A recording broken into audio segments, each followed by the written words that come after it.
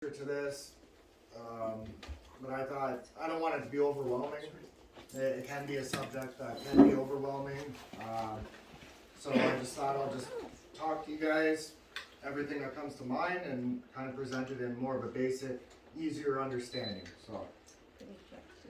Okay, so asking online, could you hear Wes well enough? Yes. That was a yes from one person, and what else? Anybody else? Hello? Hello? Yeah, can you hear well enough? Yeah, I can hear. Okay, great. Okay, Wes. Okay. I can hear loud and clear. Yeah, we can hear you. Okay, so to start with the basics, so some of you may recognize this back in school in science class. This is your periodic chart of the elements. And the reason why I wanted to show this first, so if you look down here in the bottom line, it's a little tough to see, but elements 90 and 92. So you have thorium and uranium. So those are going to make up most of the radioactive minerals you would ever come across. And those elements are actually in the most abundance in the earth as well.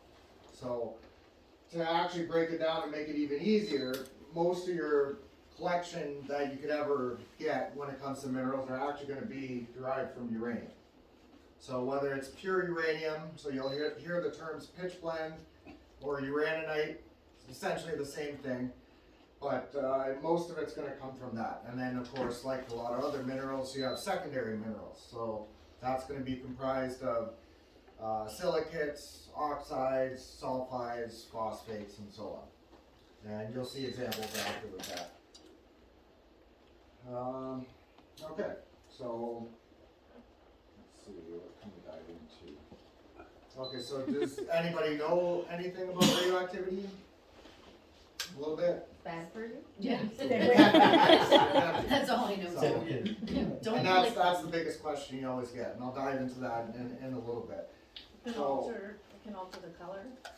Yeah, it can. Actually, a fun fact, so amethyst and smoky quartz, I don't know if you knew this, but they actually get the color because of radioactivity. And those crystals, when they grow close to it, that's what happens. It displaces iron ions, and it creates a color. So. Don't cross the border if you've been near the Yeah.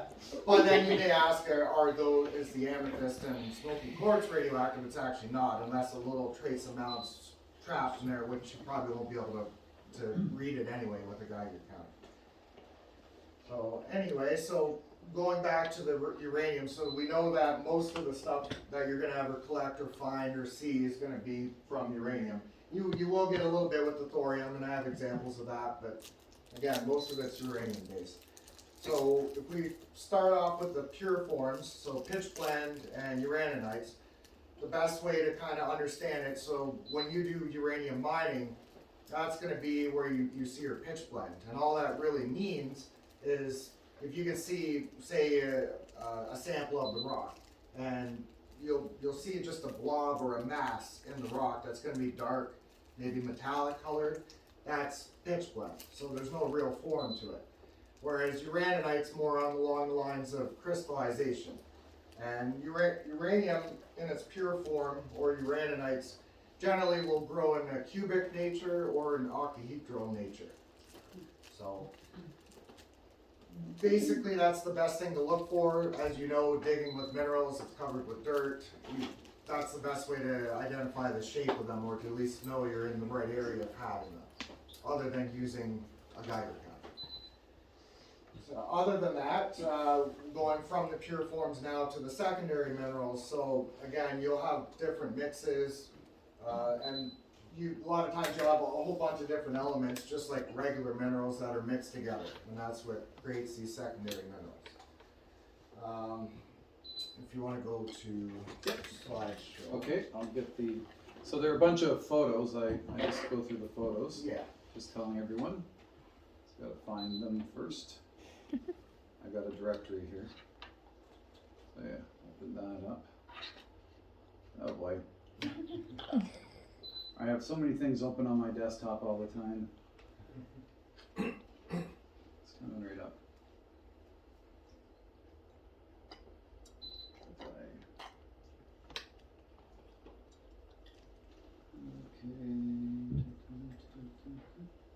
It was ready until I opened that one up full screen.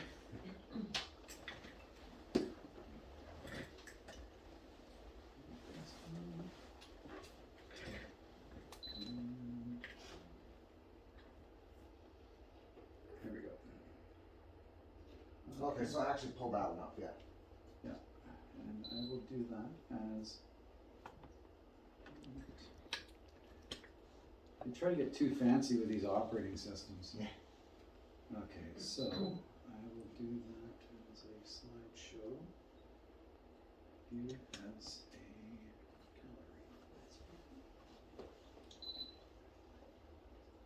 Nope.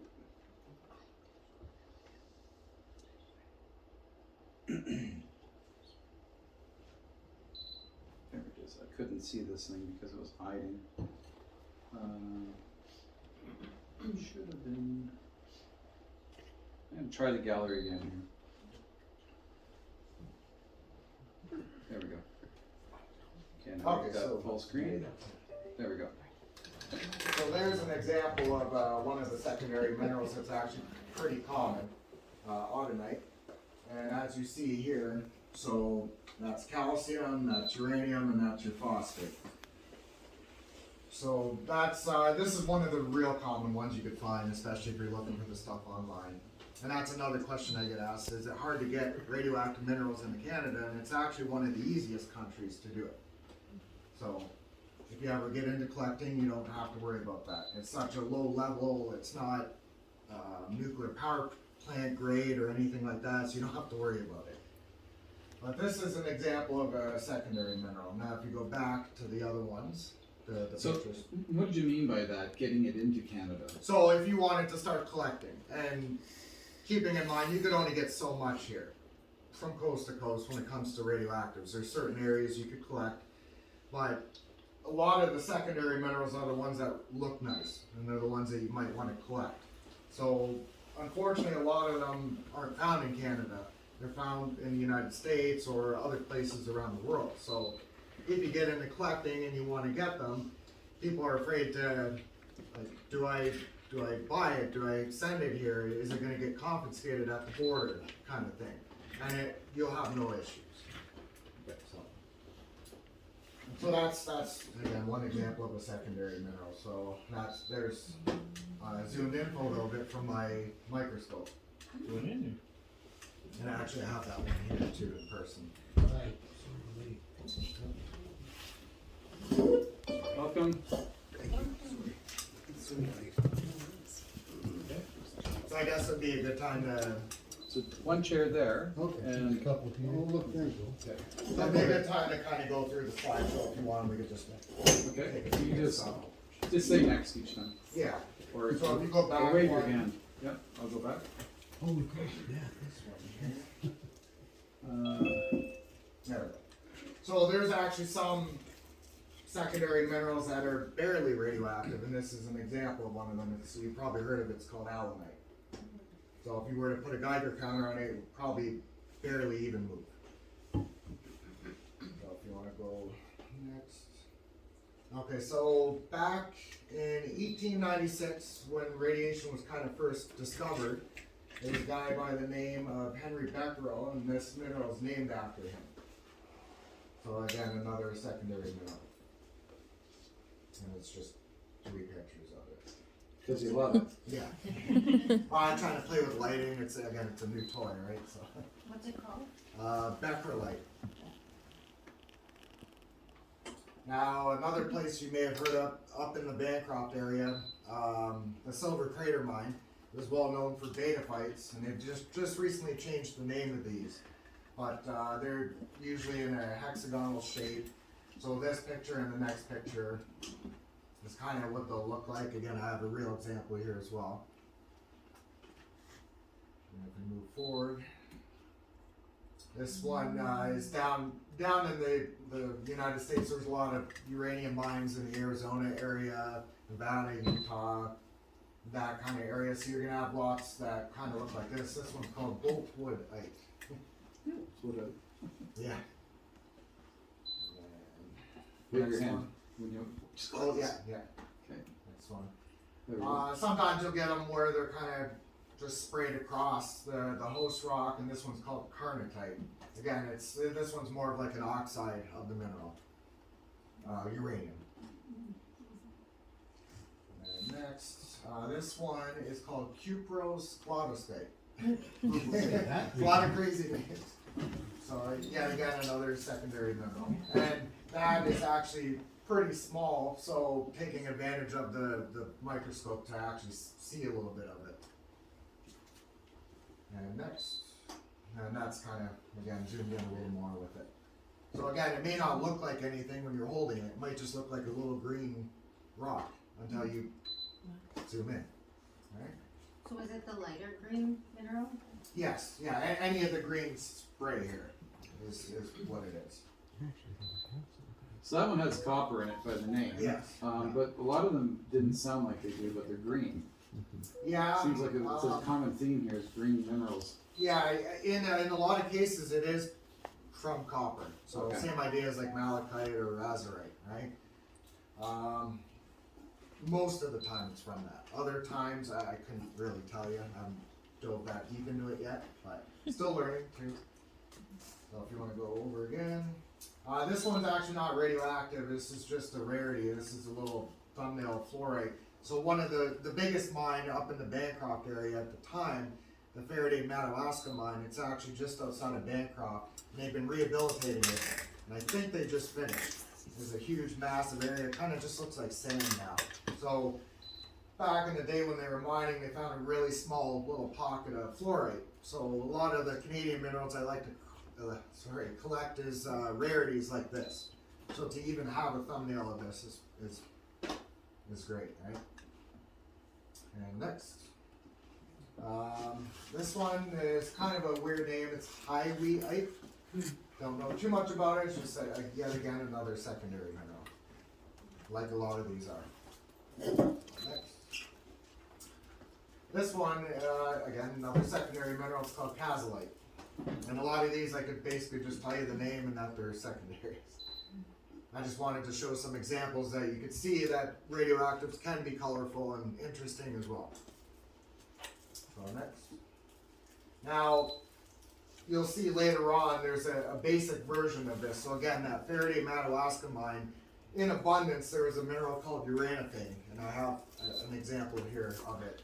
And you used to be able to just go pick it up and collect a bunch of it. More on the rare side of things, this is called a beta uranophane. So very rare to find it in a crystal structure. So fortunate enough to have found one of these, and this, if you were to look at it in your hand, you'll see a little yellow blotch on the corner of the rock. Doesn't look like much until you zoom into it. Now, if you don't mind me asking that, are they like hairs, like very fine hairs? So the normal uranophane is like a silicate and a circular spray, like hairs, whereas this is actual like crystal structure. Is it possible to be found in other places? It is. It's been found in other places in the world. So, again, finding it in another locality in Canada might be hard now because a lot of the uranium mining has stopped. Right? We have the richest ore body in the world in Saskatchewan, and that's currently mined, but that's used for fuel for nuclear power plants. But again, you won't always find something like this there. It's all about the geology, right? So next, that's another picture of it. I believe I took a few just so you can kind of see it. What's the red stuff in there? Not sure. What I believe it is, because of where it's from, they had a lot of hematized calcite. So I believe that's what it is. I have to kind of zoom in a little more and change the lens to confirm it, but they did have a lot of that there. Again. Should be the last one of that. Okay, so remember I was talking about pitch blende. This is kind of an example of it. There should be another one, but as you see, it's a host rock and it just kind of just looks like a mass. There's not really much to it. Next.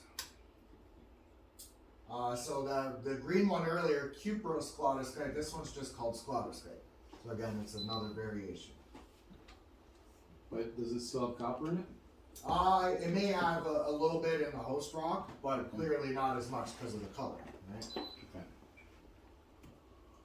Now, so this is actually a place you can collect that still. It's called the Kemp Prospect, kind of in between Bancroft and Wilberforce, the 118 highway. It's just off the side of that.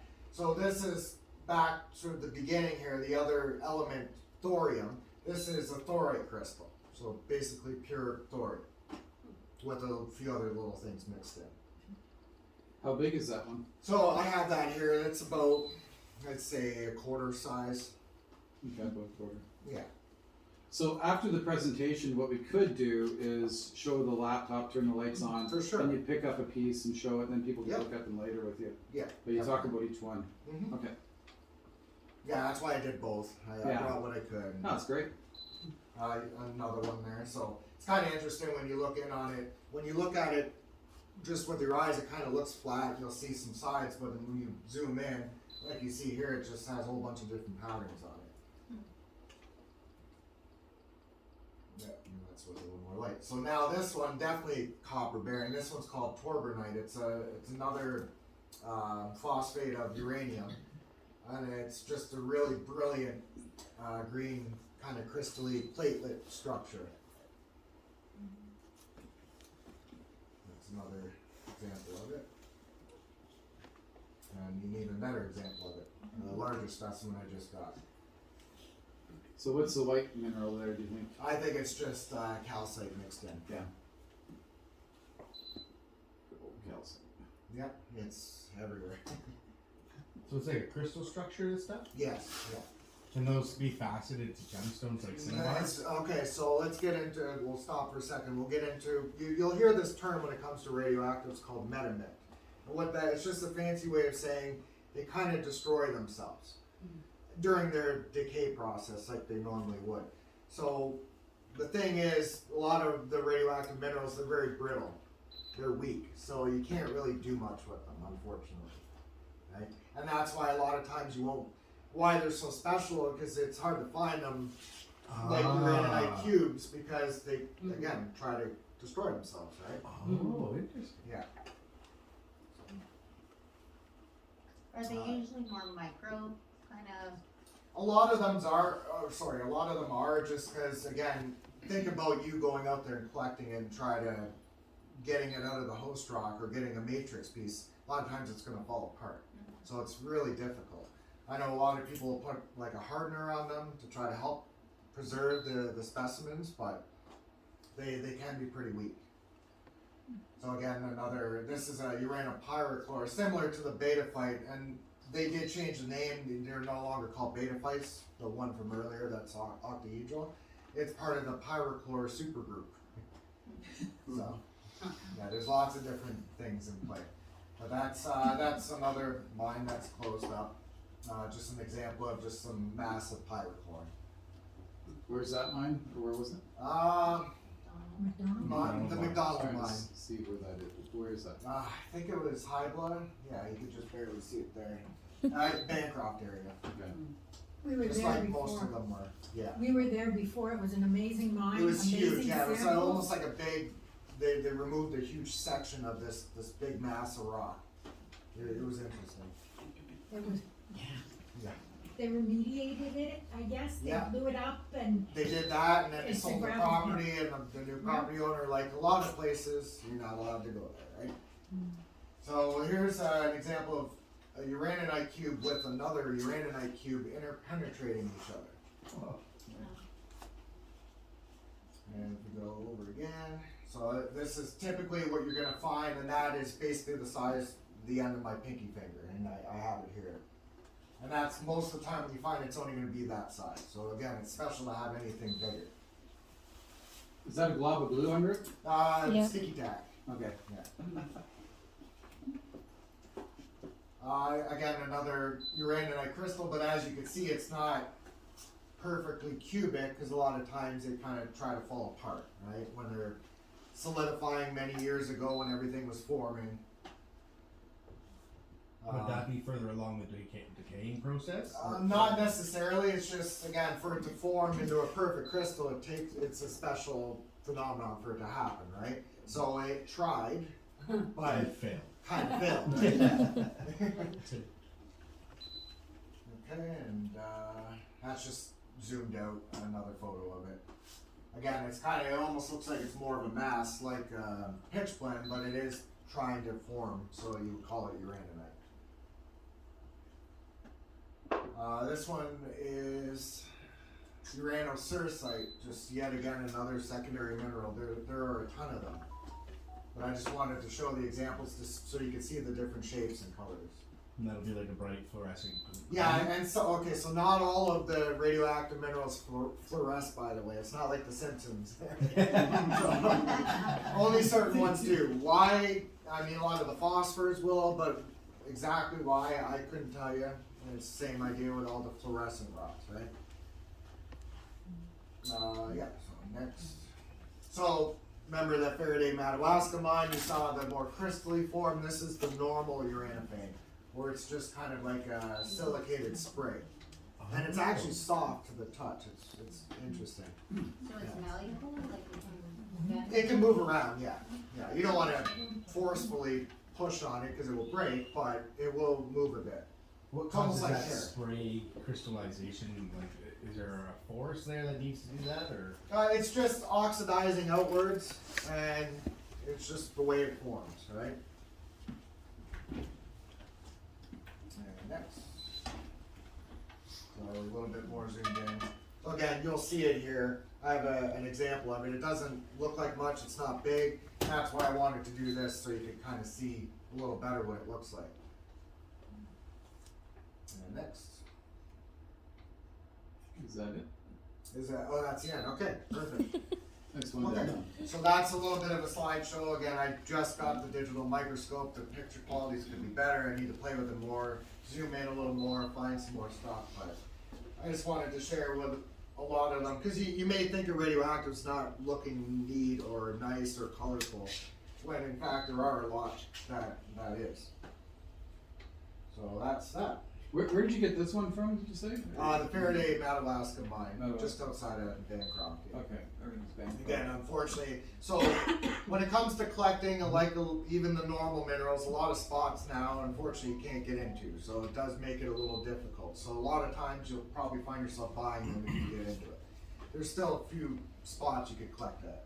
Yes. So do you collect with a Geiger counter still? Yes, and I have my field counter here, which if you want, I could show that now. Oh, yeah. Yeah. So grab the lights. So it's and- impossible to find if you don't have a Geiger I'll counter just- kind of thing? Pretty much, yeah. Okay. You could be digging, and again, you could know a little bit of the shape, but So folks radiation, online, you we're can't gonna, see it. It's not. You can taste it if you're in a very high dosage area, right? Yeah, I wanna taste You it. won't be though. Like we're talking like a disaster like Chernobyl. Right? Oh, okay. And how expensive are the Geiger So I'll get Plates into on the that. end of All the right, table. thank you. Lost it. There's plates on the other end of the table there, brother.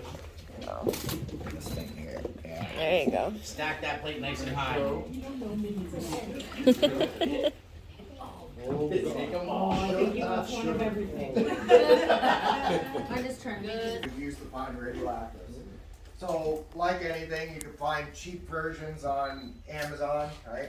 Will they detect radiation? Yes. Will it be accurate? Probably not. So, I spent a bit of money, and this is, the brand is Ludlam Model 3, and it looks real deal, and it is.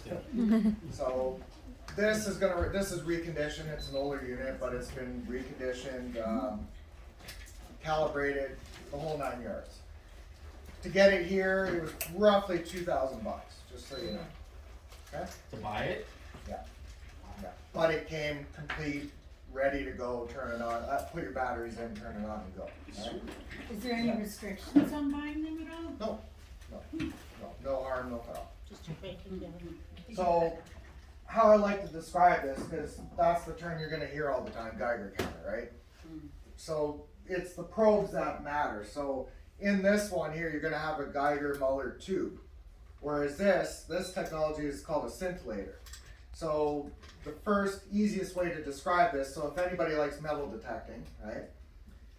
You're talking about sensitivity and then pinpointing. So the scintillator is gonna be very sensitive. I could pick up stuff, so the stuff on the table there, I could probably go outside and have this thing go off. That's how sensitive this is. So this is your metal detector. You're finding your source. Now you want to kind of pinpoint or hone in on what you're finding, and you use your Geiger tube, right? I like your comparison to it. Yeah. It makes sense. It's the easiest way to describe it, right? Yeah. So this simply just has a tube in it, just like the old glass tubes. This thing's gonna pump out about 900 volts DC through it as a constant circuit. When you have something radioactive, it interrupts that flow. This measures that and puts it as counts per minute or dosage rate. Now this thing uses, there's an actual crystal in here and a photomultiplier tube. So this can actually, so we're gonna talk in a moment about the different types of radiation. This will detect all of them, whereas this uses just the gamma radiation. And it picks up on that, it sees it as light, it goes through the crystal and then it gets amplified by the photomultiplier tube. Same kind of principle, but again, that's how it's more sensitive. And gamma is a lot higher energy, so that's how it's able to pick it up so far away. And if you want to see it in use, I could do that. Oh, please. Yeah. Do it. We are hands-on people. This is true. Give me one moment. John has to do the samples. I'll grab one. I'll grab one. Bring it over. It's kind of neat, actually. First time I've ever heard about radioactive.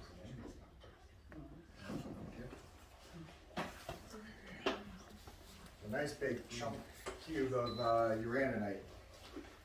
So it doesn't look like much. If you didn't know, it just looks like a rock, right? Set it down. So you're out in the field, and you have different sensitivities on here as well. But I'll go on the lowest sensitivity, but that stereotypical click, as you can hear. And again, doesn't look like much Well, that's neat. until you go close. Right? That is really cool. What was the reading?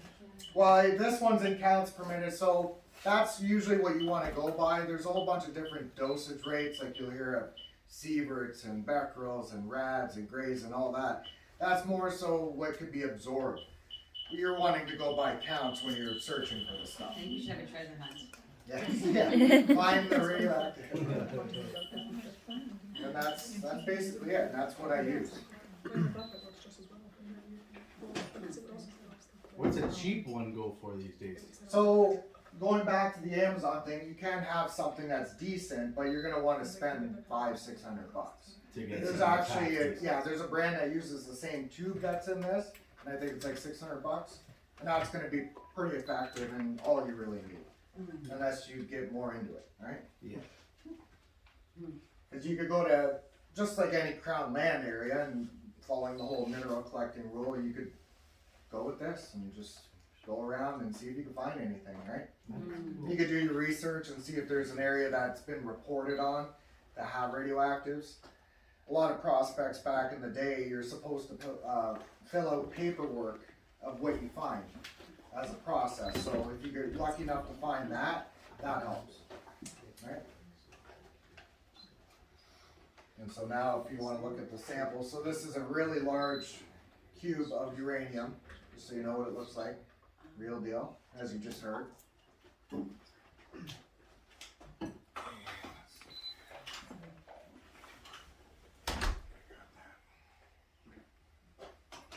And then the other one, the thorium, that's kind of what it looks like. Again, very hard to find a good, nice formed crystal, just because, again, they want to destroy themselves, right? So just kind of a little square tabular kind of thing. Because they're radioactive, do they degrade at a faster rate than other minerals? Yeah, like other minerals really shouldn't degrade because they're not radioactive, right? Just they may break down over time, but these definitely will, but it's not going to be in our lifetime. Just like the decay. So all radioactivity is an element that's trying to stabilize itself. So it's emitting energy to try to stabilize itself. So uranium, for example, is going to change or alter into a bunch of different elements till it ends up at lead. And that's when it's stable. But again, it takes billions of years to do so. So lead used to be radioactive material? Yep. I knew that. Neither did I. I tell my kids to put those pencils in their mouths more often.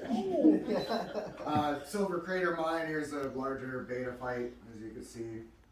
Octahedral, hexagonal, whatever shape to it. And then Faraday Madawaska Mine, as you can see, you can barely see it, there's the yellow spray in there. You just barely see it, unless you go up close to it. Or use a microscope. And that machine will pick up a little crystal like that. Yeah, yeah. And again, that's why I have both probes, because you're going along, you want to find the hot spot, something that's very hot and noticeable, and then that's where you're not going to waste your time. Because as you know, with collecting, it can be frustrating, right? Say you're trying to get some apatite crystals. If you don't know to check in the pockets in between the calcite, maybe use a poking stick to help you, you could dig all day and not find anything, right? So if you have the right stuff, it makes it a lot easier. Can you connect that one up? I want to see that one. Yeah. Oh, cool. Like That's a lot more sensitive, so it's almost right away going to just be like, Probably let's go from there. my fillings in my mouth again. Yeah. Let's see. The old ones.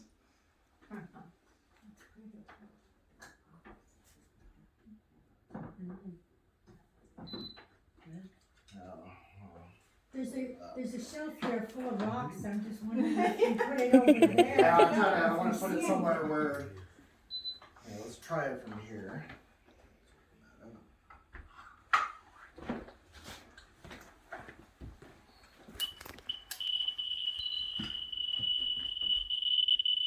Sensitivity. So that's fairly directional.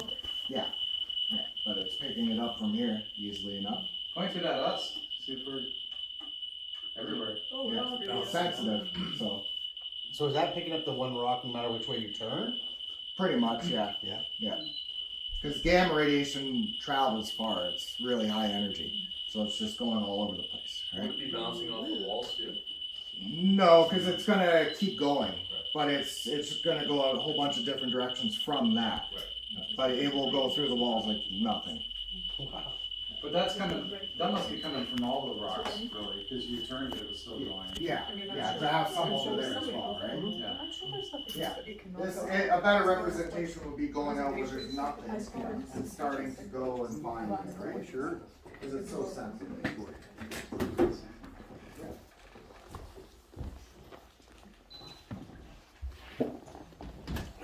So let's dive into just a little bit about the radioactivity. So there's a bunch of different types of radioactivity. The three that you'll kind of associate with radioactives, you might have heard of them. It's alpha, beta, and gamma radiation. So that can get complex, but just for our purpose here, all you really want to know is the penetrating ability, because you know how can it get into you and do damage, right? So alpha radiation, it can't even penetrate your skin. Literally, anything can block it. That's how kind of weak it is. Beta radiation does have the ability to penetrate skin, but if you were to put tin foil on your hand or aluminum foil, it will stop it. And then you have gamma radiation, which you need about 4 to 6 feet of lead or concrete to try to stop it, right? And that's like an electromagnetic force, whereas the other ones are kind of on an atomic level. Now the reason why I'm telling you that is because now we're leading into the question I get the most. Safety and safe handling. So you want to get into this, you obviously want to be able to put it on a shelf or in a cabinet and be able to enjoy it and not have to worry about getting sick, right? So you have the radiation itself and radon gas. Now, remember how I said everything when it comes to the radioactive minerals that you're going to come across is uranium based. So years ago they figured out that certain minerals or certain elements will give certain types of radiation emitted. And it turns out that uranium is actually mostly an alpha emitter. Remember how I told you it can't even penetrate your skin. So getting two birds with one stone, all you have to do, remember, can't penetrate anything, so you put it in here. That also traps radon gas, doesn't come out. Now you put it in your cabinet and voila, problem solved. It's as easy as that. And then when it comes to safe handling, you can touch the stuff, you can put it in your hand. Again, it's not going to penetrate your skin, the alpha radiation, but what you do want to be careful of, you remember it degrades, it kind of goes into like a dust. You'll have that on your hand. Now you're hungry and you want to eat a sandwich. You pick up the sandwich, you have that dust on your hand. Now the alpha radiation goes in because you've ingested it. That's where it does its damage. So simply wash your hands. Get the dust off of you. Problem solved. So that basically sums up the safety and safe handling. It really is as simple as that. You'll have other odd elements and radioactive elements that are part of it, and it will emit a little bit of beta and gamma, but nothing to the point that's going to do any damage, if you were wondering about that. And certain ones will only give beta and gamma or alpha or a combination of, but most of them, again, because they're uranium based, they're going to emit alpha, so you're going to be okay. Got a question. So, Yep. and I asked you personally this, but nobody else really has heard that answer. When you have one tanzanite crystal in your hand, it's not that bad. But No. when you're in the middle of Tanzanite Hill and you got millions of crystals around, Yeah. is there a length of time that you should be exposed, or is there? Well, that's just it. It all comes. There's no set rule. It really does come down to time and distance and exposure. All right. So right here, I'm not going to get as much as if I was right here. So that being said, you have your favorite uraninite crystal. You're not going to go to bed with it at night and cuddle it. Right? You're going to have it in your cabinet that you're not really near most of the time. So again, just as an extra safety factor, even though that there's not much that's going to affect you if you safely put it away, keep your cabinet away from your couch where you're sitting at all the time. Have it in another room, right? Again, it's not going to affect you that much, but it's just a part of the whole safety and just properly setting it up. Yeah, sometimes I know like people that go to Tanzanite Hill, they're there for days and they're sleeping on the hill, eating on the Not going to hill. affect you. Nothing Yeah, to you worry got to about. remember, there's people who work in nuclear power plants, right? They're allowed more exposure, and it's based on a yearly rate. I don't know the exact numbers, but I know it would take a lot. It would take getting X-rays every day. It would, yeah, just. And that's another thing too. Oh, I want to stay away from radiation. Well, every single day of your life, and any human on the planet or animal or living thing, we're getting exposed to radiation every day. You have the sun, you have it coming from space, and as we know from the earth, you're not getting away from it. Bananas. Yes. It's in bananas, you have potassium, but you have an isotope of potassium, which is potassium 40, in small amounts, and that's what's radioactive. Is there any other radioactive minerals that can be faceted like cinnabar to a gemstone, or is it just the cinnabar? So if you and get a water? good quality, there was a mine in the States, it was called the Swamp Mine. I think it's Topsham, Maine or something like that. They had really high quality uraninite crystals, and they looked like they would probably hold up to it, but overall, you're not going to find much. Yeah. Is there a reason why you can facet cinnabar versus the other ones? Like, is it just, does it degrade slower, or is it a harder mineral? Yeah, I would say the hardness, the low scale, right? That plays into it pretty big. Cinnabar's not radioactive.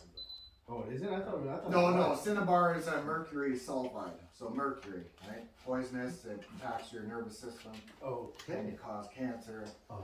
Yeah, it's not radioactive. I thought it was a radioactive mineral. Oh, nice. So, yeah. So that kind of sums it up. So, This one, this uranium mineral you yeah. have, I guess you can't really detect it easily if it's underground a little bit. Because it's only Kinda. doing the alpha and Again, the that's beta. why I do this, right? So That will this still is pick it up. this is a gamma scintillator and gamma only. Yeah. And because that's higher energy, that's going to make it further through the ground. So it has a little bit of gamma and it will pick that Yes, up. and that it'll pick it up. Yeah. But the pointer really won't. No, until you get on top of it. Again, you're metal detecting silver, right? Well, Okay. you're picking up the signal. Is it 3 feet down? Is it a foot down? Right? Same kind of idea. And does the pointer pick it up through the case? Yeah. Yeah. Pointer will, okay. Yeah, because again, the alpha it's not really going to pick up, but it's going to be the beta and gamma. Beta. Yeah. Yeah. Okay. So again, you don't need to know much about radiation, just the penetrating force and what it can do to you. But that's all you have to do. Just safely have it in something, like a case like that, and then in your cabinet, and then you're fine. But in Canada, there's nothing that's too dangerous that you really No, want to worry about. no, you're talking process. They use a whole bunch of chemicals, a long process to get that into something that's visible to use in a power plant. You'll never be able to do that yourself, ever. So, it's just not possible. Complicated, very complicated. And again, you would have to sleep beside that for 40 years before it really does something, you know. Yeah. Seen online that there's some videos about radiation cloud chambers. I'm Yes, just so wondering, have you ever I used built them? my own. So Yeah, I was you wondering, can you can't, actually see it, or? you can't see radiation, you can't smell it, you can taste it if you're in a high exposure. So when Chernobyl happened, right, if you were there at that time, they were saying the firefighters were getting a metallic taste in their mouth. And that's just because of the high exposure, right? But yeah, you can't see it, and you never can. Cloud chambers are interesting because you're using isopropyl alcohol, you're getting it saturated. So usually it's just a square or box. The bottom surface that you put the radioactive source on, you have to get that really cold, like to minus 30 or colder.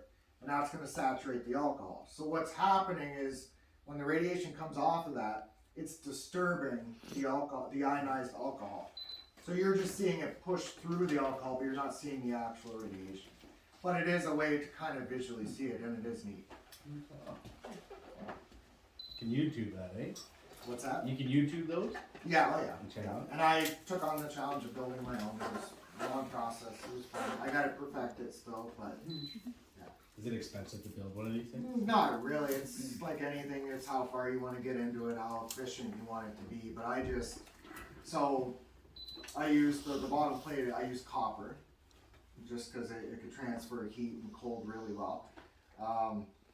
With computers, you have the liquid coolers, right? So what I did is there's these things called Peltier plates, and you put 12 volts to them or whatever. One side gets really hot, one side gets really cold. So the cold side you want up, kind of thermal pasted to the plate. Bottom side thermal pasted to the heat sink, that liquid heat sink, the computer ones, to get rid of the heat. And that's what gets them really cold. And then being that it's on copper, it makes it even colder. And then I just put a sheet of black vinyl on the top, just for so you can actually see it. So you shine some LEDs in there, nice black, kind of like a backdrop, and you can actually see the alcohol trail off and move from the radiation. So That's pretty neat. yeah. So where have you been, like, coast to coast? Like, what are some of the mines that you've been at that none of So us many, know? but for radioactives, that's mostly Ontario. Oh, really? Yeah, in the Bancroft area, just like a lot of the minerals, right? Mineral capital of Canada. But that's where they chose to do all this mining in that time frame, you know, the 50s and 60s, when the uranium was actually something like $80,000 a gram they were paying for it at that time. So, because it was this new amazing thing, right? And now it's not worth much. That's why all these mines popped up and why we could get samples like that. Didn't there used to be uranium mines up north? Yeah, well, yeah, Bancroft area. No, up north, like between Sudbury and Sault Ste. Marie. Oh, yeah, okay, so Elliott Lake area, that was made for it as well. That's actually the area where they first discovered uranium in Canada. It was right near there. Kind of north of Sault Ste. Marie. There's Mamant's Point, which is famous for copper. There was a little spot there that they found it, and then the whole Elliott Lake area kind of blew up.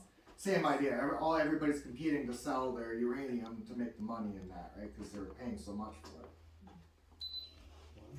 How much material does the average, like, uranium mine these days produce? Is it a lot, or? Well, you're talking tonnage to get a small amount, but you only need a small amount to produce a lot of energy, right? That's why it's worth it.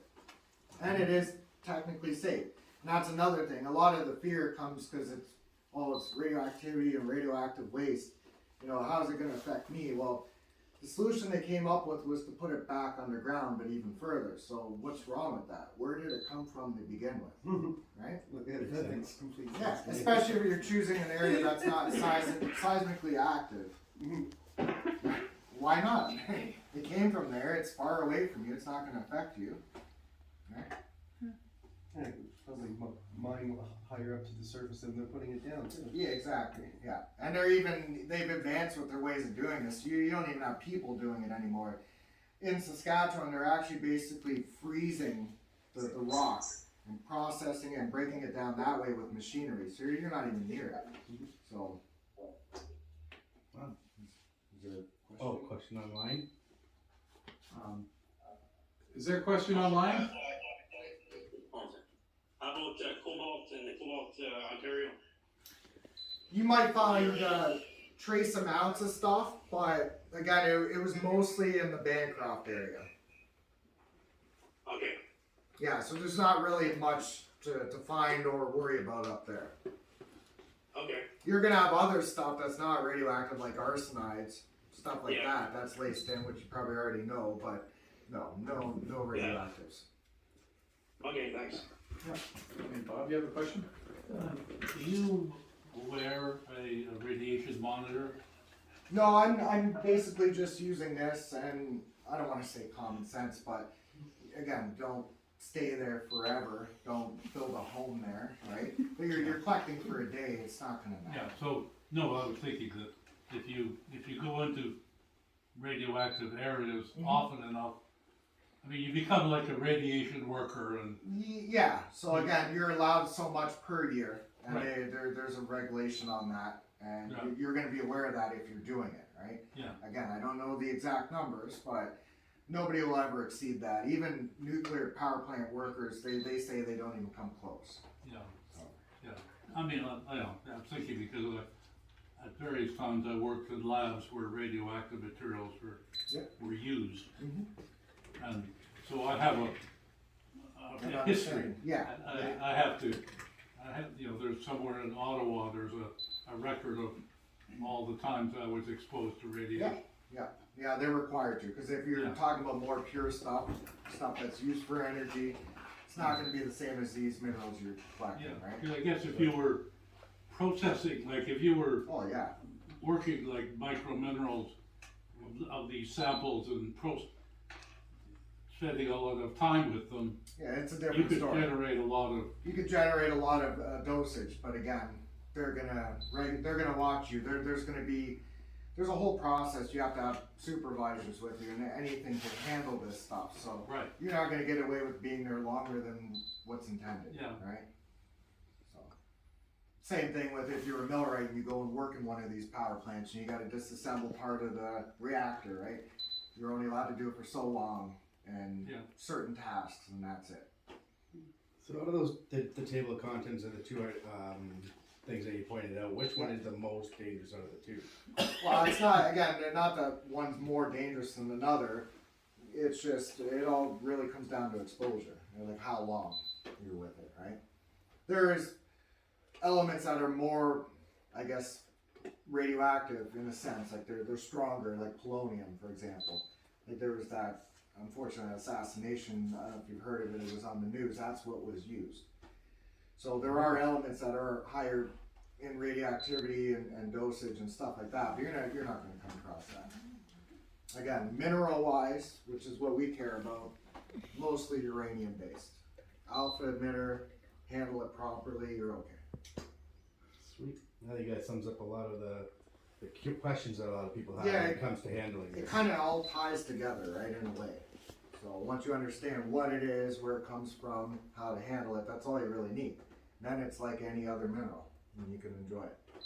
Just don't eat it.